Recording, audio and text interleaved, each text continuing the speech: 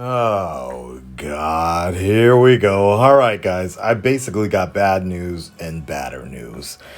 Warner Brothers has just announced, and they said they were thinking about it. They were thinking about it yesterday, but it's finally the hammer has come down. At first, Wonder Woman 1984, the release date, it was delayed indefinitely. They didn't know what they were going to do, but a press release came out after that saying now the release date has been pushed to Christmas. Honestly, I wouldn't even hold them to that, to be honest. This is coming news courtesy of Variety. I'll just go ahead and read what the press release says. Warner Brothers has postponed the release of Wonder Woman 1984, the latest development in Hollywood's rocky plans to return to the movies. The superhero sequel starring Gal Gadot, which was expected to debut on October, which was already 2 times pushed back, will now touch down in theaters December 25th, 2020. Merry Christmas. That Zoom voice, right? Patty is an exceptional filmmaker with blah, blah, blah, blah, blah, blah. It's all jerking off for that. Nope. Okay, blah, blah, blah. I hope you won't mind waiting just a little bit longer. With the new date on Christmas Day, we can't wait to spend the holidays with you. From Patty Jenkins. Does that sound familiar? We've heard it before. Warner Brothers recently took a risk in releasing Tenet on the big screen, marking the first major blockbuster to debut since movie theaters closed in March due to the pandemic. The $200 million budgeted film from director Christopher Nolan launched over Labor Day in the U.S. to a muted 20 million. Sources say the studio was waiting to assess ticket sales for Tenet before making a decision about moving Wonder Woman.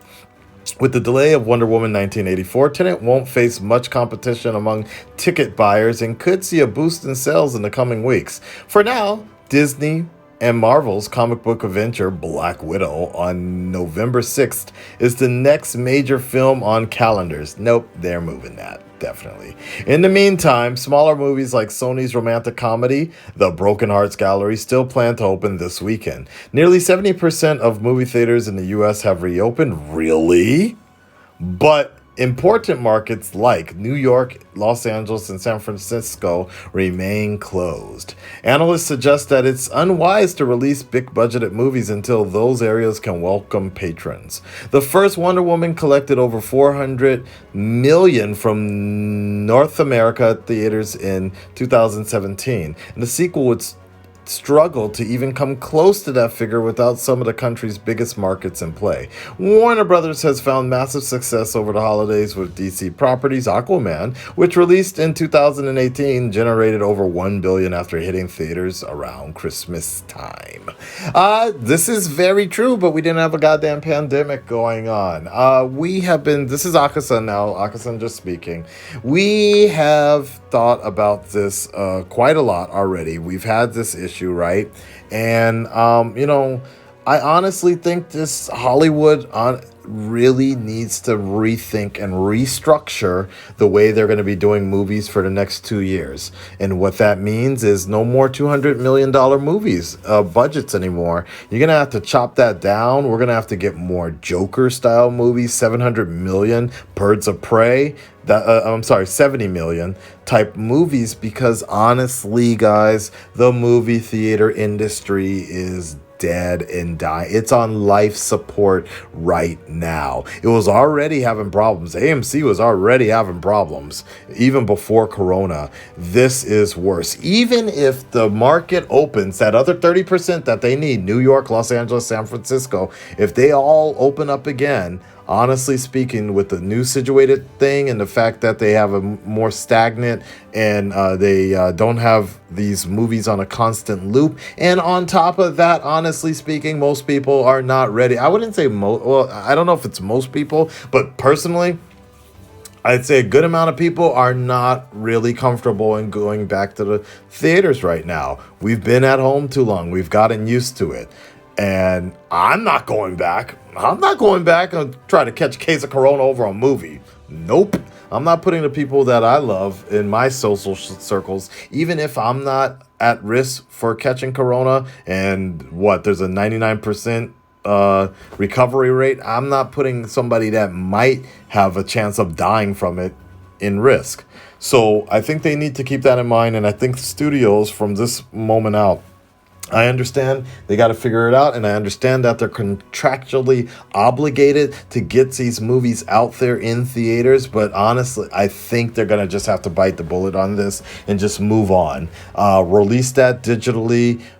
Bring back pay-per-view.